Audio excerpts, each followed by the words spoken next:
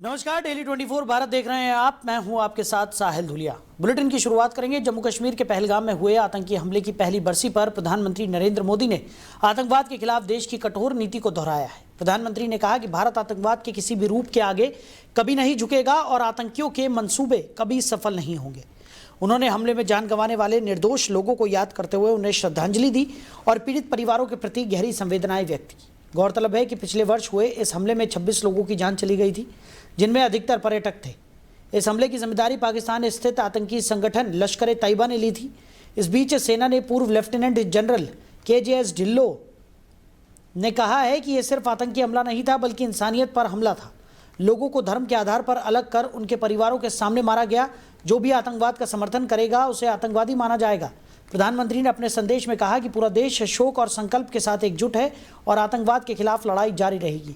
हमले के बाद भारत ने कड़ा रुख अपनाते हुए जवाबी कार्रवाई भी की थी, जिससे स्पष्ट संदेश दिया गया कि देश अपनी सुरक्षा और संप्रभुता से कोई समझौता नहीं करेगा।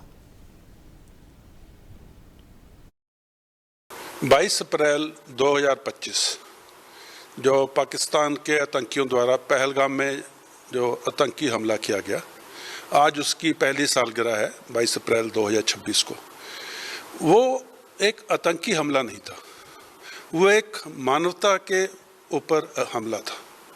जिस तरह से उन्होंने धर्म के नाम पे लोगों को सेग्रीगेट करके या अलग अलग करके धर्म के नाम पे पहचान करके, उस तरह से जब माताओं के सामने, वाइफ के सामने, बेटों के सामने, पेरेंट्स के सामने उनके बच्चों को जो कत्ल किया गया, वो एक नरसंहार था।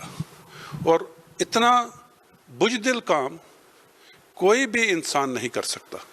और इसलिए हिंदुस्तान का जो उसके बाद में जो जवाब था ऑपरेशन सिंदूर के तौर पे, 15 दिन में वो जो जवाब था वो एकदम करारा जवाब था, करारा हमला था। और आतंकवाद के उन ठिकानों पर हमला था, आतंकवाद की उस फैक्ट्री पर हमला था, आतंकवाद की उस जड़ पर हमला था जो पाकिस्तान में पनप रही थी। पाकिस्तान उसको ट्रेनिंग दे रहा था, सिक्योरिटी दे रहा था, फाइनेंस कर रहा था, इक्विपिंग कर रहा था। तो हिंदुस्तान ने एक बहुत मजबूत और करारा जवाब उस आतंकवादी हमले का दिया। और उसके बाद में जो हमारी काउंटर टेरर स्ट्रेटजी है देश की, वो बहुत क्लियर है कि आतंकी हमला करने वाला, आतंकी हमले को सपोर्ट करने वाला और आतंकी हमले का जो भी देश चला रहा है, वो तमाम आतंकवादी माने जाएंगे। और उनके खिलाफ आतंकवादी के साथ जो कार्रवाई होती है, जो ऑपरेशन सिंदूर में की गई, वो हमेशा और मजबूत तरीके से की जाएगी। आगे बढ़ते रुक करते अगली बड़ी खबर का। आपको बता दें, बिहार में CM सम्राट चौधरी की पहली कैबिनेट की बैठक आज है। PM मोदी से मुलाकात के बाद ये बैठक काफ़ी अहम मानी जा रही है। मंत्रिमंडल विस्तार को लेकर चर्चाएं भी तेज हो गई है। बिहार सरकार की नई रणनीति पर इस बैठक में मंथन होगा। तो बिहार की राजनीति में नई सरकार के गठन के बाद हलचल तेज हो गई है। मुख्यमंत्री सम्राट चौधरी ने आज शाम 6 बजे कैबिनेट की पहली बैठक बुलाई है। बैठक से पहले वो दोपहर तक दिल्ली से पटना पहुंचेंगे, जिसके बाद राज्य सरकार की आगामी रणनीति और विकास योजनाओं पर अहम चर्चा की जाएगी। इस पहली कैबिनेट बैठक में कई बड़े फैसले लिए जा सकते हैं। खासकर प्रशासनिक और विकास से जुड़े मुद्दों पर सरकार की प्राथमिकता तय की जाएगी। इससे पहले मुख्यमंत्री ने मंगलवार को दिल्ली में प्रधानमंत्री नरेंद्र मोदी से मुलाकात की थी। मुलाकात के बाद उन्होंने सोशल मीडिया प्लेटफॉर्म X पर लिखा कि उन्हें राज्य में समग्र विकास और जन कल्याण को लेकर महत्वपूर्ण मार्गदर्शन मिला है, जिससे बिहार के विकास को नई गति मिलेगी। दिल्ली दौरे के दौरान मुख्यमंत्री ने राष्ट्रीय स्वयंसेवक संघ कार्यालय और BJP मुख्यालय का भी दौरा किया, जहां कई वरिष्ठ नेताओं से बातचीत हुई। माना जा रहा है कि इस दौर में मंत्रिमंडल विस्तार और नामों पर अंतिम चर्चा हुई है। सूत्रों के मुताबिक बिहार सरकार आर्थिक चुनौतियों से निपटने के लिए भारतीय रिजर्व बैंक से जून तक लगभग 12,000 करोड़ रुपए के लोन की मांग कर रही है। मई में मंत्रिमंडल विस्तार की संभावना जताई जा रही है, जिसमें कुछ बदलाव के साथ अधिकतर पुराने नामों को ही दोहराया जा सकता है। वहीं चारा घोटाला मामले में एक बार फिर बिहार की राजनीति और न्यायिक प्रक्रिया सुर्खियों में आ गई है। चारा घोटाला मामले में पूर्व मुख्यमंत्री लालू प्रसाद यादव को मिली जमानत को लेकर केंद्रीय जांच ब्यूरो ने सुप्रीम कोर्ट में याचिका दायर की है। CBI ने लालू प्रसाद यादव को दी गई जमानत को रद्द करने की मांग करते हुए इसे कानून के खिलाफ बताया है। मामले की सुनवाई 22 अप्रैल को निर्धारित की गई है। पिछली सुनवाई के दौरान अतिरिक्त सॉलिसिटर जनरल SV राजू ने जमानत को गलत ठहराया, जबकि लालू की ओर से वरिष्ठ वकील कपिल सिब्बल ने दलील दी कि अन्य सह आरोपियों को भी समान रूप से नोटिस नहीं दिया गया है। सुप्रीम कोर्ट ने दोनों पक्षों की दलीलें सुनने के बाद कहा था कि सभी तथ्यों और तर्कों के आधार पर अंतिम निर्णय अदालत द्वारा लिया जाएगा। अब 22 अप्रैल की सुनवाई पर सबकी नजरें टिकी हुई है, क्योंकि यह फैसला मामले की दिशा तय कर सकता है। वहीं बड़ी खबर निकलकर सामने आ रही है, होर्मुज जल डमरू मध्य में फिर जहाज पर हमला हुआ है। ईरान अमेरिका तनाव से बड़ा वैश्विक संकट नजर आ रहा है। IRGC की फायरिंग से कंटेनर शिप क्षतिग्रस्त हो गया है। वार्ता रद्द होने से दोनों देशों में तनाव बढ़ता हुआ दिखाई पड़ रहा है। तो ईरान ने अमेरिकी सीजफायर को एक चाल करार दिया है। ईरान और अमेरिका के बीच चल रहे तनावपूर्ण हालातों के बीच एक बार फिर बड़ा समुद्री हमला सामने आया है। वार्ता का दूसरा दौर रद्द होने के बाद दोनों देशों के बीच तनाव और बढ़ गया है। इस बीच होर्मुज जल डमरू मध्य क्षेत्र में एक कंटेनर जहाज पर हमले की घटना ने अंतर्राष्ट्रीय चिंता को और गहरा कर दिया है। यूके मैरीटाइम ट्रेड ऑपरेशंस के अनुसार ओमान के उत्तर पूर्व में लगभग 15 समुद्री मील की दूरी पर एक कंटेनर जहाज के पास इस्लामिक रेवोल्यूशनरी गार्ड कॉर्प्स यानी IRGC की गनबोट पहुंची और फायरिंग की गई। इस हमले में जहाज के कंट्रोल रूम को नुकसान पहुंचा है। हालांकि सभी क्रू सदस्य सुरक्षित बताए गए हैं और किसी तरह की आग या पर्यावरणीय क्षति की पुष्टि नहीं हुई है। इस्लामिक रेवोल्यूशनरी गार्ड कॉर्प्स की ओर से भी कड़ी चेतावनी जारी की गई है कि अगर ईरान पर कोई आक्रामक कार्रवाई होती है तो जवाब उसी स्थान पर दिया जाएगा जहां जनता चाहेगी। इस बीच ईरान के एक वरिष्ठ सलाहकार ने अमेरिकी राष्ट्रपति के सीजफायर बयान को खारिज करते हुए इसे चाल बताया और इसे संभावित हमले की तैयारी करार दिया। उन्होंने अमेरिकी नाकाबंदी के खिलाफ सैन्य प्रतिक्रिया की भी मांग की है। इस पूरे घटनाक्रम ने पश्चिम एशिया में तनाव को और बढ़ा दिया है। तो खबर पर ज्यादा चर्चा के लिए हमारे मैनेजिंग एडिटर रमेश ठाकुर जी हमारे साथ जुड़ गए। रमेश जी, एक बड़ा हमला होर्मुज जल डमरू मध्य में देखने को मिला है और इस बार हमला ईरान की तरफ से किया गया है। एक कंटेनर जहाज को निशाना बनाया गया और उसके कंट्रोल रूम को पूरी तरह से क्षतिग्रस्त कर दिया गया। कैसे देख रहे हैं? देखिए साहिल, इसमें सबसे पहले ये है क्योंकि आज जो इन्होंने सीज फायर की जो म्याद रखी गई थी कि 2 हफ्ते की जो सीज फायर की म्याद है वो आज शाम को पूरी हो रही है। एक तो ये है, उस बीच में जिस तरीके से एक्टिविटी शुरू हुई है दूसरे देशों की तरफ से, जबरदस्ती जहाज को निकालना, जबरदस्ती मनमानी करना, उसको लेकर ईरान ने पहले दिन से स्पष्ट कर दिया था कि जब तक हमारी इजाजत ना हो और जब तक कोई करार ना बने तो ये चीजें नहीं होनी चाहिए। लेकिन उससे पहले कुछ कंट्रियों ने मनमानी करी अमेरिका के कहने पे, तो फिर उसके बाद में फिर ईरान ने एक उच्च स्तरीय बैठक करी कि इस पे क्या करा जाए। तो फैसला ये हुआ कि अब हम अपने क्षेत्र में जो भी हमारा डब्ल्यू स्थल है उसमें कहीं भी किसी तरीके से गलत एक्टिविटी नहीं होने देंगे। तो इन्होंने कुल मिला के एक शक्ति प्रदर्शन करने की कोशिश की है कि आने वाले समय में अगर आपने या किसी कंट्री ने कोई जोर जबरदस्ती करनी शुरू की तो हम इस तरीके का एक्शन लेंगे। पहला तो ये। दूसरा ये कि अमेरिका की तरफ से आज फिर ये बयान आ गया थोड़ी देर पहले कि ये हो सकता है अनिश्चितकालीन के लिए ये जो युद्ध विराम है वो आगे बढ़ाया जाएगा। और उसके घंटे भर के बाद में खंडन हो जाता है ईरान की तरफ से कि अभी कोई वार्ता हुई नहीं है, वार्ता अभी आगे भी नहीं बढ़ी है।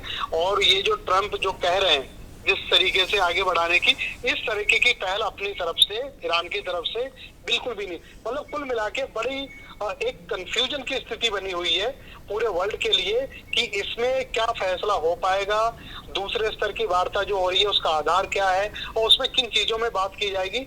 मुझे लगता है बड़ा स्थिति कंफ्यूजन वाली हो गई है। जी बिल्कुल। और जब दूसरे दौर की बातचीत का जिक्र आपने जैसे कि किया, उसको लेकर भी यहाँ पर जिस तरीके की चीज़ें निकलकर सामने आई उसने तो साफ तौर पर जाहिर कर दिया कि ईरान जो है वो अमेरिका से खार खाए हुए बैठा है। ईरान ने साफ तौर पर कहा कि अमेरिका अपनी शर्तें हम पर थोप रहा है और इस तरीके की शर्तों के साथ किसी भी युद्ध विराम को आगे नहीं बढ़ाया जा सकता। और अगर अमेरिका कोई भी दुस्साहस करेगा तो उसका माकूल जवाब ईरान की तरफ से दिया जाएगा। यानी कि ईरान झुकने के मूड में तो कहीं से भी नजर नहीं आ रहा है। नहीं, जो अभी हम लोग बात कर रहे हैं ना, जिस जहाज को इन्होंने क्षति पहुंचाई है, नुकसान पहुंचाया है, तो ये उसी की तस्वीर है। ये संदेश ऐसा देना चाह रहे हैं कि अगर आप लोगों ने किसी तरीके से कोई भी जोर जबरदस्ती हमसे करी और कुछ ऐसा काम करवाने की कोशिश करी तो हम उसका माकूल जवाब देंगे। तो बिल्कुल आपका कहना है कि ईरान झुकने को बिल्कुल राजी नहीं है। वो हर तरीके से, हर कंडीशन से इस लड़ाई में फाइट कर रहा है और आगे लड़ाई को किस तरीके से लड़ना है और आगे कहां तक ले जाना है, उसके लिए मुझे लगता है कि ईरान पूरी तरीके से कमर कस चुका है। अब यहाँ पे अमेरिका छोटी छोटी कंट्रियों को, खाड़ी देशों को ये उकसा रहा है कि नहीं नहीं आप जबरदस्ती करो, स्टेट हार्मूज से आप अपना जो विमान जो वहां पे फंसा हुआ है जहाज उसको निकालो, हम आपकी सुरक्षा रक्षा कर रहे हैं। लेकिन वही हुआ क्या, दो कंट्रियों ने ऐसे करने की कोशिश की उनके कहने पे, लेकिन उसके बाद जो ईरान ने एक्शन लिया और जो उन्होंने सतर्कता दिखाई उसके बाद वो फिर पीछे हट गए। तो मैंने कहा कंफ्यूजन की स्थिति है और स्थिति कब सामान होगी ये अब तो नहीं लगता है कि बहुत जल्दी स्थिति बहुत सामान हो जाएगी और सब देशों को इससे सहूलियत मिलेगी, आराम मिलेगी, जो ऊर्जा संकट जो गहराया हुआ है वो कम होगा। जी चलिए रमेश जी, हमारे साथ जुड़ने के लिए, इस तमाम चर्चा के लिए आपका बहुत शुक्रिया। तो IRGC की फायरिंग में ये शिप क्षतिग्रस्त हो गया है। ईरान ने अमेरिकी सीज फायर को एक चाल करार दिया है। तो ईरान की तरफ से हुर्मुज जलडमरू मध्य में एक जहाज़ पर हमला किया गया। ईरान अमेरिका तनाव से एक बार फिर वैश्विक संकट बढ़ता हुआ दिखाई पड़ रहा है। वहीं चित्तौड़गढ़ में भाजपा कार्यालय में एक महत्वपूर्ण प्रेस वार्ता आयोजित की गई, जिसमें पूर्व कैबिनेट मंत्री श्रीचंद कृपलानी ने देश की राजनीति में चल रहे परिसीमन बिल को लेकर विस्तार से अपनी बात रखी। कृपलानी ने कहा कि भारतीय जनता पार्टी का स्पष्ट मत है कि लोकसभा सीटों का विस्तार जनसंख्या अनुपात के आधार पर होना चाहिए और इसमें महिलाओं को 1/3 आरक्षण भी सुनिश्चित किया जाना चाहिए। उन्होंने आरोप लगाया कि विपक्ष इस मुद्दे का विरोध कर महिलाओं की भावनाओं को आहत कर रहा है, जिससे देश भर में नाराजगी का माहौल है। उन्होंने विपक्ष पर यह भी आरोप लगाया कि वो जातिगत आरक्षण को लेकर भ्रम फैला रहा है, जबकि भाजपा का दावा है कि ये विधेयक किसी राज्य विशेष के चुनावों को ध्यान में रखकर नहीं लाया गया है। कृपलानी ने कहा कि ऐसे बड़े संवैधानिक बदलाव को लागू करने में समय लगता है और इसके प्रभावी होने में वर्षों लग सकते हैं। प्रेस वार्ता में उन्होंने ये भी कहा कि भाजपा लोकसभा में प्रतिनिधित्व बढ़ाकर आरक्षण को अधिक प्रभावी बनाना चाहती है, लेकिन विपक्ष ने इसे बाधित करने का काम किया है। हालांकि महिला नेतृत्व और पार्टी के भीतर महिला भागीदारी से जुड़े सवालों पर उन्होंने सीधा जवाब देने से परहेज किया।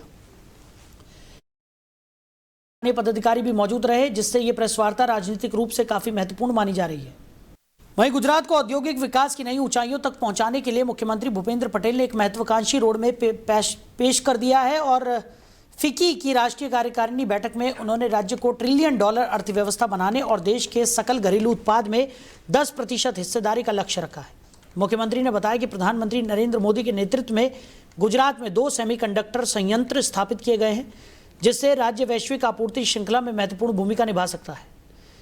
तो गिफ्ट सिटी में कृत्रिम बुद्धिमत्ता केंद्र, डेटा केंद्र और वित्तीय प्रौद्योगिक ढांचा विकसित किया गया है, जहां 100 से अधिक बड़ी कंपनियां काम कर रही हैं। सरकार ने सेमीकंडक्टर, सूचना प्रौद्योगिकी, हरित हाइड्रोजन और वैश्विक क्षमता केंद्र जैसे क्षेत्रों के लिए नई नीतियां लागू की हैं। साथ ही 2050 तक कार्बन न्यूट्रल बनने का लक्ष्य भी रखा गया है। उप मुख्यमंत्री हर्ष संघवी ने कहा है कि गुजरात आने वाले समय में देश का सबसे बड़ा डेटा केंद्र हब बनने की दिशा में तेजी से आगे बढ़ रहा है।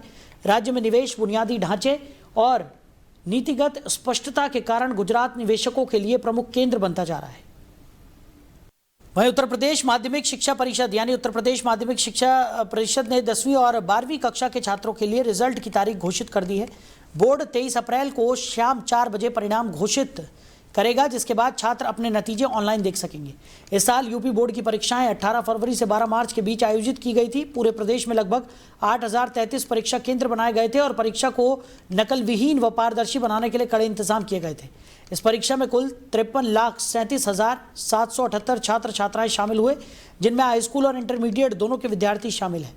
अब छात्रों का लंबे समय से चल रहा इंतजार खत्म होने जा रहा है और परिणाम को लेकर उत्सुकता अपने चरम पर है।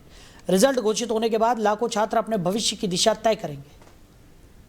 वहीं भरतपुर जिले के रुदावल इलाके में निर्माण कार्य की गुणवत्ता पर गंभीर सवाल खड़े हो गए हैं। हाल ही में रुदावल पहाड़पुर रोड पर लोक निर्माण विभाग द्वारा बनाई गई नई पुलिया महज 1 महीने में ही टूटकर क्षतिग्रस्त हो गई है।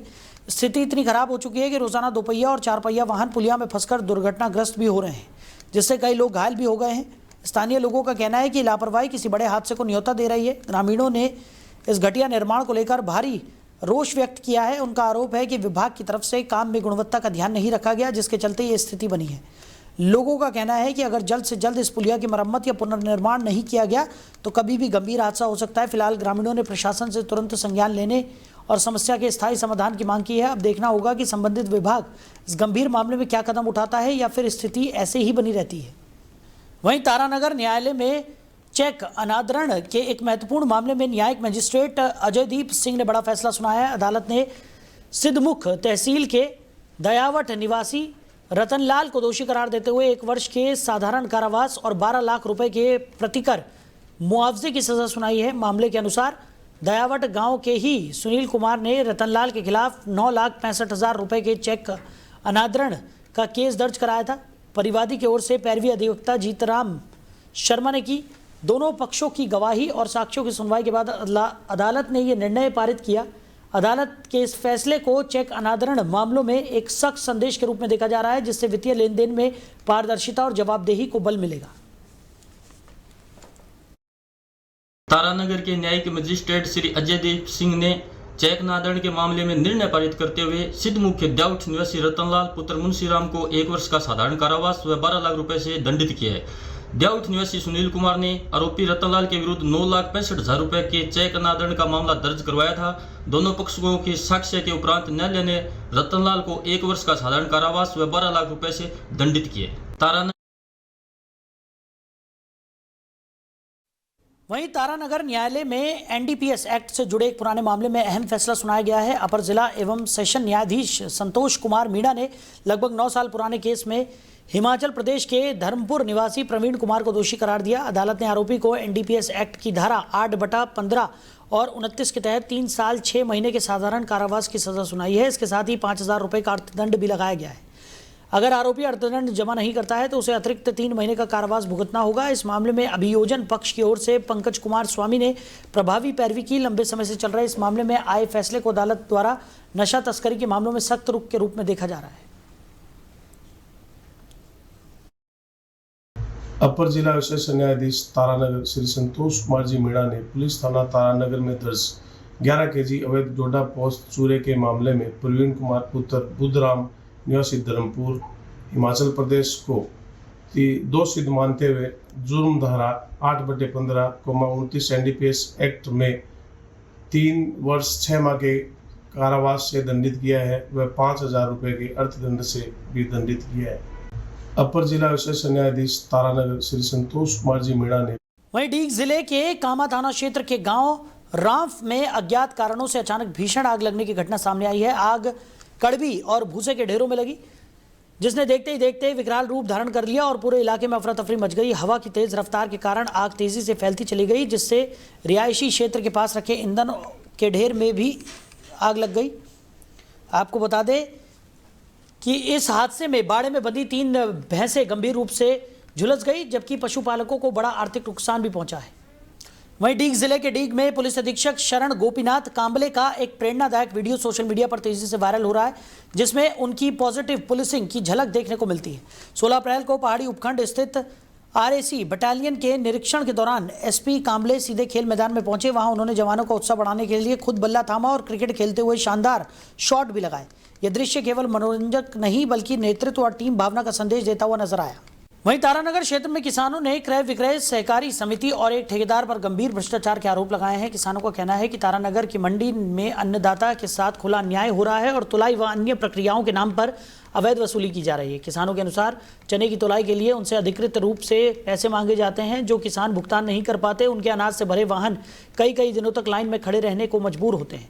आरोप है कि पूरे काम का संचालन ठेकेदार की तरफ से किया जा रहा है, जिसने कथित रूप से दलालों को भी नियुक्त कर रखा है, जो किसानों से पैसे वसूलते हैं। किसानों ने यह भी आरोप लगाया है कि मंडी में निजी दुकानों पर सरकारी बारदाने का उपयोग कर अनाज की पैकिंग की जा रही है, जिसे उन्होंने मंगलवार रात को रंगे हाथों पकड़ा।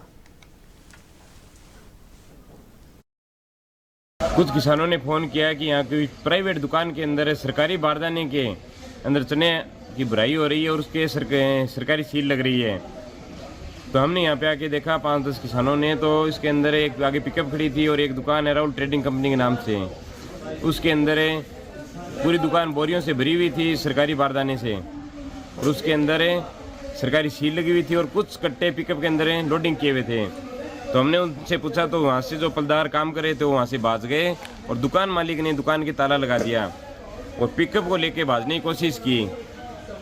तो कुछ किसानों ने रोकने का प्रयास किया, तो उनके ऊपर चढ़ाने की कोशिश की, लेकिन किसानों ने मंडी से बाहर निकलते समय पिकअप को रोक लिया। तो ड्राइवर पिकअप को वहीं पे छोड़ के चला गया। इस दौरान हमने एसडीएम महोदय को, डीएसपी साहब को, थानेदार महोदय को, सभी को फ़ोन किए, 112 पे भी कॉल किए, लेकिन कोई भी यहाँ पे संभालने वाला नहीं आया। एक बार आए, वो भी किसानों को डांट के चले गए कि आप उस दुकान की तरफ मत जाओ। उसके बाद वहाँ पे किसानों का, अब वो उन्होंने सील हटाई है या कट्टों को खाली किया है उसका हमें पता नहीं है। और ये हमेशा की समस्या आ रही है। पक्षी किसान इस समस्या के लिए हमें अवगत करवा रहे थे। कल हमने देखा अपनी आंखों से, तो ये समस्या वाजिब थी किसानों की। तो फिलहाल इस बुलेटिन में मेरे साथ इतना ही। आप बने रहिए। नमस्कार।